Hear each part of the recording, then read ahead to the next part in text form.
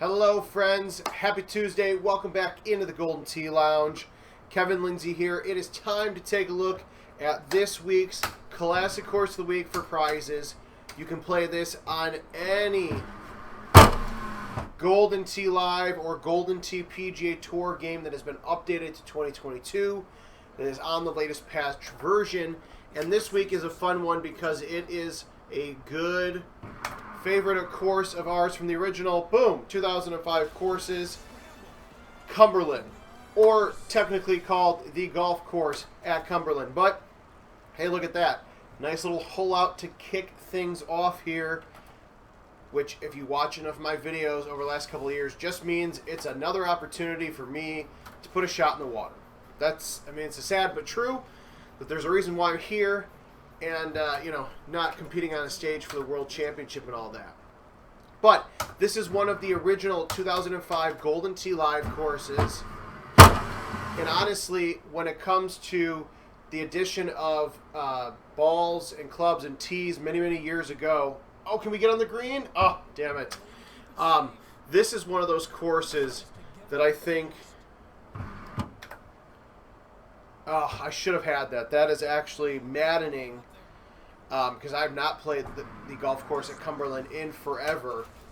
It looks like there's somebody in Mason, Ohio who got the eagle there. Dang it. But this is one of those courses that even with clubs, balls, and tees and all that, there's still so many variety of setups. You can have a drivable hole 1. You can have a drivable hole 2, potentially. But they're all, they're different every single time. You get to hole 4 here, and this is a very tough hole 4. And for some reason, it feels like over the years, maybe it's just me getting older, but it feels like this hole gets tougher and tougher all the time. Or maybe I'm just getting worse and worse as time goes by when it comes to playing Golden Tee. Oh, I don't normally chip with the 8-iron, and that's probably a good reason. So look at that. Hey, back on par pace after missing very simple eagle. And I got to be honest, for a course that is, from 2000, that was built in 2004, 2005, on the PGA Tour edition, it looks very, very nice for a course that is old as it is. It upscales very nicely, which is always something that it's nice to see. I appreciate seeing that kind of stuff where an old course, almost looks new again because of, updated video card, processor, all of that. Now, this is a hole here that I have never driven. I know that a few people back in the day have on hole 6. It's not something you see very often, but again, with the addition of high tees, it makes some of the stuff that when Jim Z built these courses many years ago was deemed kind of impossible. But to me, it adds an extra layer of fun when you go back to play some of these courses. What doesn't add an extra layer of fun is this hole, number 7 here, especially with an 11-mile-an-hour wind. That's pretty massive for this early on in the round. Oh, and of course, the wind is not going to blow there, so we're going to put that in the water. That's okay. This is this was a hole that I normally would include in Freaky Fridays, and I stopped doing it after a while because for a hole 7, you'd get such a rough setup. Now, it's the name of the game. It's Golden Tee. You're going to have times like this where you get really tough setups. Don't do it. I'd be normally more excited for a hole-in-one, but when you get it after watering a par 4 that's drivable, that's very tough. But I will take it. It's been a while since we've had a hole-in-one here in the Golden Tee Lounge, so I will more than happily accept that. Get to hole 9 here. Par 5. This is a decent setup. Back in the day, the water actually could rise. Levels could rise there. It still happens occasionally. But at least in my instance here for this contest, I didn't have to worry about that. especially where I had the wind blowing to the right, so it wasn't too bad. If you get the setup where there is no layup spot in between the ponds of water, and then you get a 15 or 12 mile an hour wind in your face, it really becomes more of a birdie opportunity than an eagle opportunity there on hole 9.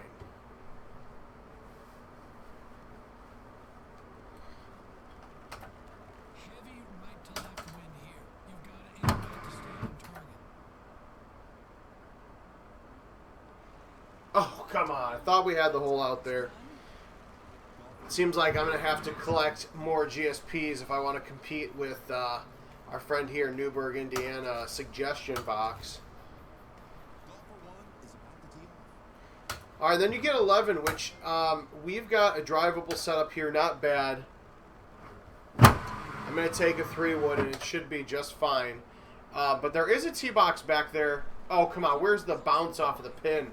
I missed that way back in Golden Tee 3D. You could actually bounce off the pin.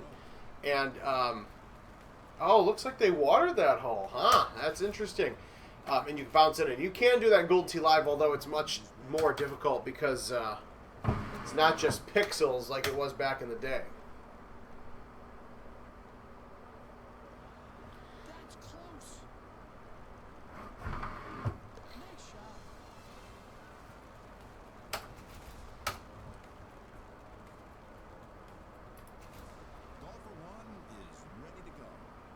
All right, now this hole 4, this is an interesting one because even though it is a par 4, it's non-drivable, and you got this big tree that is always blocking part of the green here. So you've got to get creative. You got to remember that when choosing a club. I know I hit a decent shot off of the tee, but I'm going to go ahead and put bite. And I'm going to come in from left to right just because I want to completely take that tree out of the equation. I don't know if this hole's ever been drivable. I don't think I've seen a video of it. But again, anything's possible when it comes to some of these older courses and high tees. Now, a hole that is always tough, even with this front tee box. Actually, I think this front tee box makes this one a little bit more difficult because really your best spot is going to be on this big mountain of rough right here. But when you're on this farther tee box, you have to essentially cut around the tree. Otherwise, you run the risk of hitting the tree, which isn't a big deal. But again, 6-wood is not the best club, especially when you've got a 15-mile-an-hour wind blowing in your face. Gonna have to hit a pretty decent 10.5-degree driver here. Again, staying out of the water is not the problem. It's getting in between the two things of sand, trying to land with a pretty reasonable putt.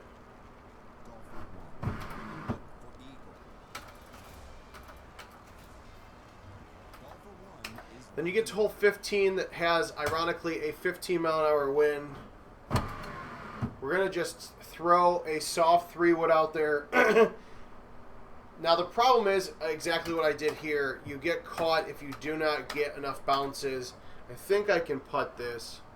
We'll find out. Yep, you can putt it, except I putt too far to the right there and ended up with a birdie. So that's going to be tough. Man, I could have been ahead of our friend there in Indiana.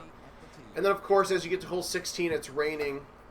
Now, where gold tees make a really big difference is a hole like this, where before you'd have to hit like a 5-wood or a very sharp 3-wood and hope for the best.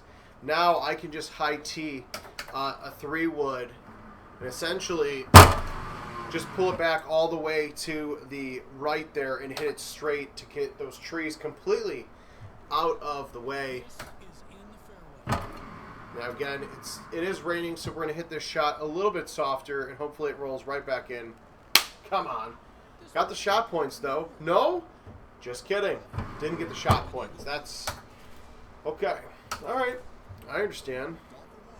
And then you get to hole 17. This is actually probably one of the easier, quote-unquote, easier hole 17 looks on Cumberland here. There's a couple other tee boxes you can see. When you get a 17-mile-an-hour, or excuse me, a 15-mile-an-hour wind like this, it makes it a little bit more difficult.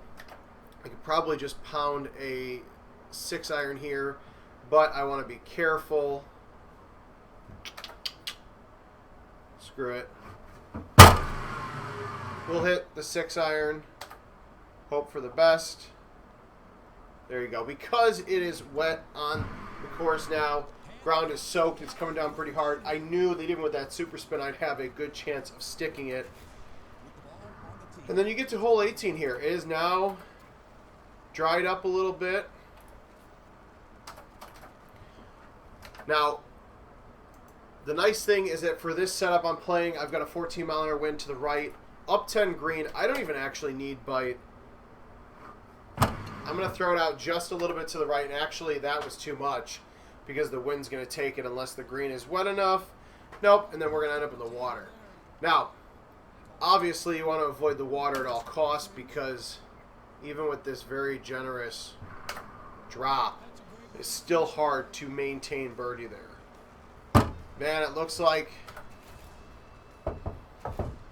they got us there on hole 18, but all week long, you can play on the golf course at Cumberland on Golden Tee PGA Tour and Golden Tee Live games that have been updated to 2022 in your available for prizes in your state. So, goldentee.com/locations. Find a game near you, and we'll see you guys next time.